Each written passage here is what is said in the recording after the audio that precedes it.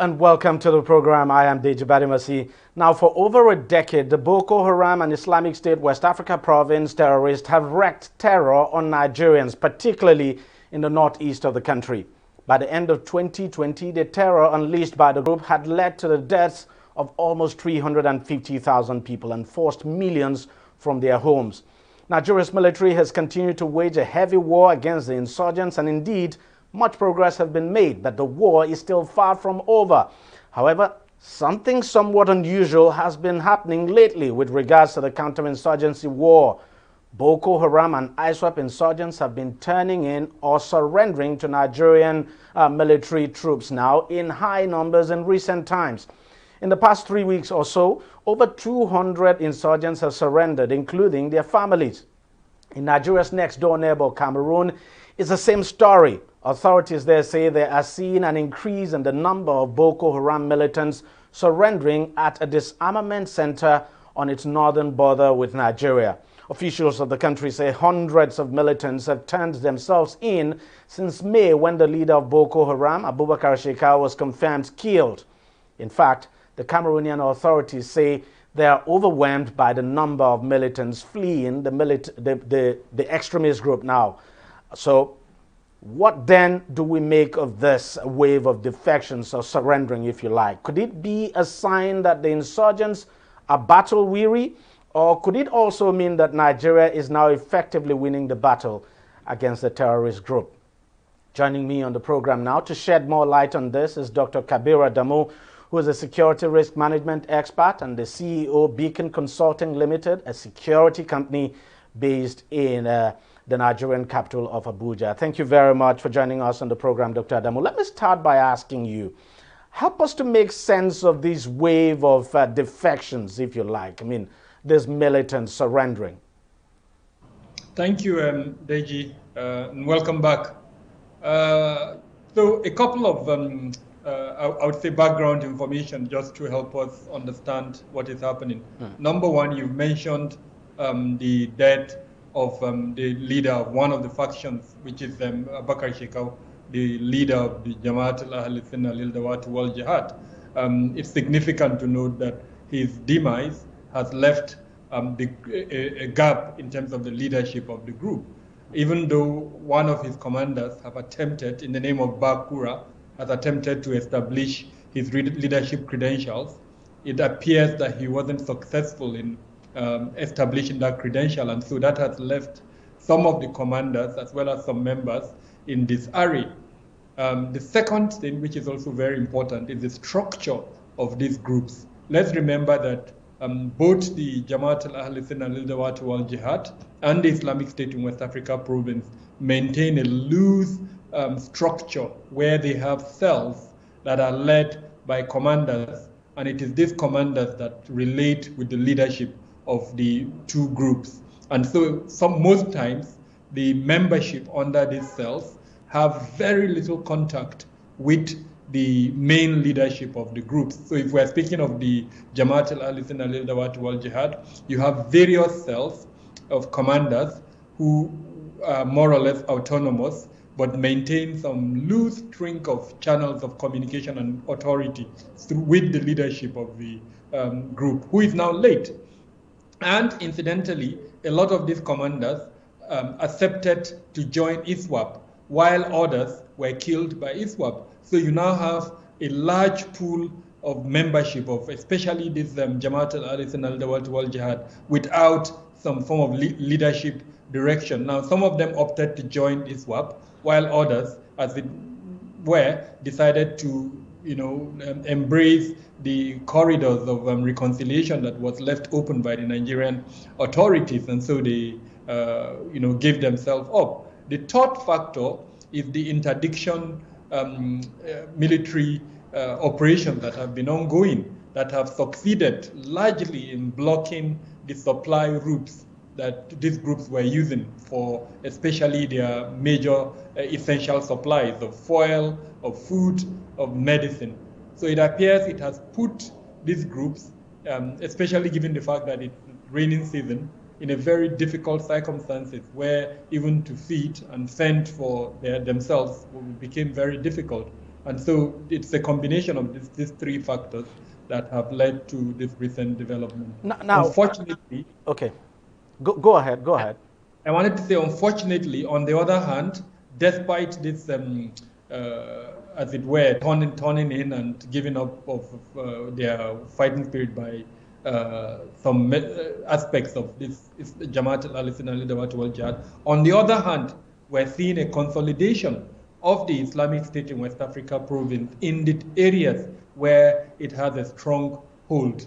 We're seeing an attempt by it to actually establish some form of administrative control in those areas. What we are observing in the last few weeks is an attempt by ISWAP to consolidate its authority in some of the locations where it has its influence, so especially in the northern part of Borno and in the locations around the Lake Chad basin, as well as the former stronghold of Jamaat al-Islam al Jihad. That's locations around the Sambisa forest, specifically in Konduga and in Jere local government. But then very quickly, some of the, I mean, from what we have been told, some of those who are also, some of these insurgents who are surrendering are actually members of ISWAP as well. Exactly. So remember, we discussed three points, including the interdiction attacks by the Nigerian military. That is also affecting the ISWAP. It's not just affecting the Jamaat al-Islam al Jihad, but the majority of those that are at the receiving end are from the Jamaat al-Islam al Jihad group, as against ISWAP. Now, let me quickly ask you this. Could this also be linked to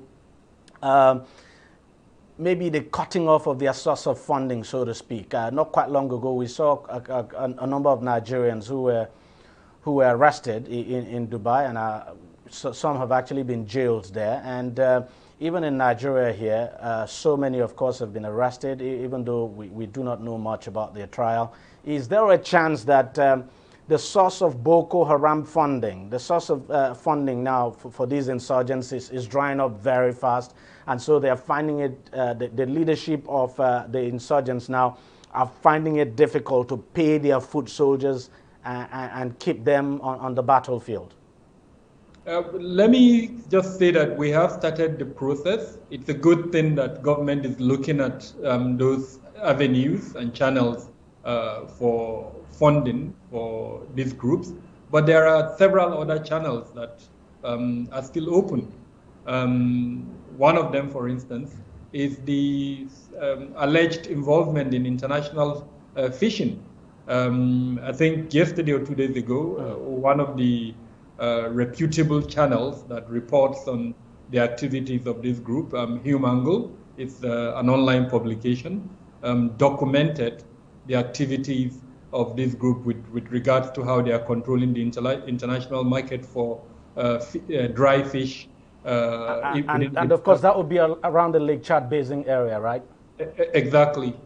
And then we were also gathering through anecdotal information how some of these undocumented financial institutions are supporting, either wittingly or unwittingly, the activities of these terrorist groups. And incidentally, last 2 weeks, one of the UN monitoring groups on global terrorism released, submitted its report to the United Nations Security Council and highlighted this aspect where it calls on member states to look carefully at especially this undocumented or unregulated financial institutions and structures that support local industries, including, unfortunately, these terrorist groups that are capitalizing on it.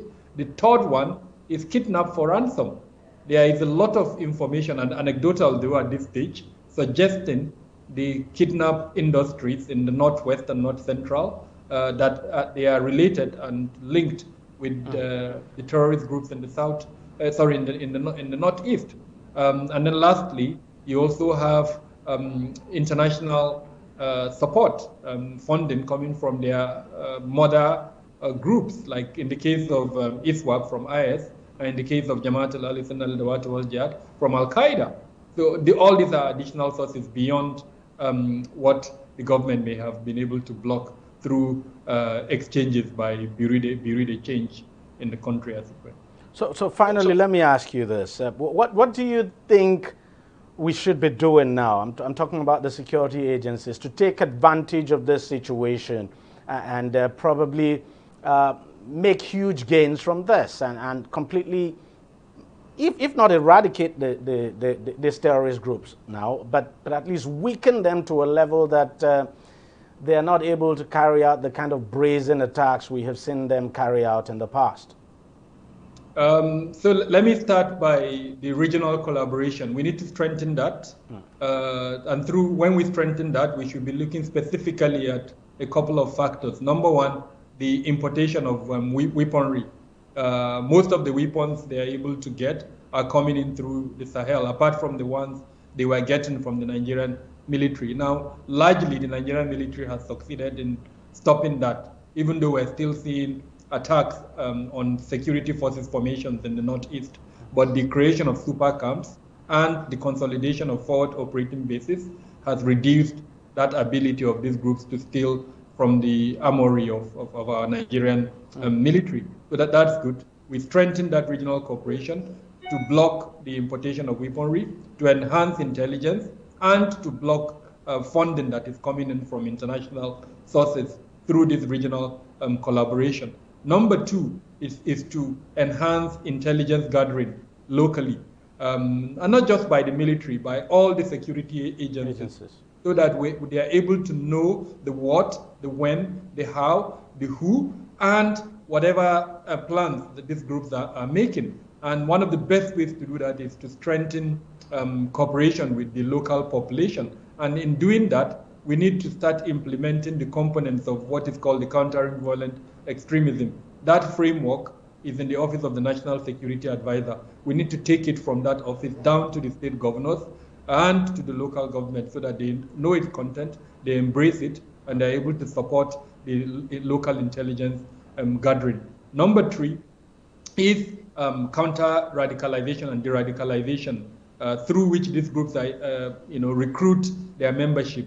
If we block that ability for them to recruit their membership through the narratives they put out there, the narrative saying government is killing them, government is not providing for them, a narrative of fear. Once we block this narrative or reduce the ability for them to exercise that narrative, then we would have succeeded in reducing their ability to recruit. And then lastly, to strengthen through force multipliers the ability of the military to carry out this interdiction operation that is currently ongoing. One key area is the weaponry and the equipment that our military are using. It is unfathomable and unacceptable that till date our military are still being transported in soft vehicles. No country that is at war should allow its military to be transported in soft vehicles. They need protected vehicles, armored vehicles. They also need protective gear on their bodies. Likewise, the weapons that they are using. Now, once we do that, the next stage to look at is platforms that would allow speedy deployment during reinforcement operations. So let's say a forward operating base is attacked. One of the best ways to repel that attack is to deploy. Now you can deploy from two fronts: deploy the Air Force as well as deploy the Army. Now, if you don't have that speedy ability to deploy, then your deployment will be useless. So our ability to purchase helicopters as well as vehicles that are armored would help significantly in that regard. And then lastly, communication. Currently, it's unacceptable that a lot of the communication is done through open channels, GSM as an example. So we need to ensure that our military are able to communicate through confidential channels where the enemy cannot listen in and know what it is they're planning or discussing. Because I'm discussing in public, I'll stop here. Yeah, Force multiplier, I understand. Yeah, would be one of the best ways to enhance the capacity of our military at the moment. Dr. Kabir Adamu, CEO, Beacon Consulting Limited, and a security expert, thank you very much for joining us on the program and for sharing your thoughts with us. Thank you, DEJI. Thanks a lot for your time. Well, we'll take a short break and we'll be right back. Opinions are free, facts are sacred, but truth is universal. How, in practical terms, can we, for instance, de-escalate the tension? President must see himself as the President of the Federal Republic. We know where the enemy is. 3 places. The Lake Chad Basin, the border area between Nigeria and Cameroon, and then the Sambisa Forest. On DEJI360, we give you a complete dose of everything. Opinion, facts, and undiluted truth. I hardly believe what politicians say in this part of the world. A new Nigeria is possible, a future is possible. We delve into the issues, dissect it so that you can understand it, and use it to take action. I don't think there's any need for any governor to look for grant for ranching. DEJI360, dissecting the issues.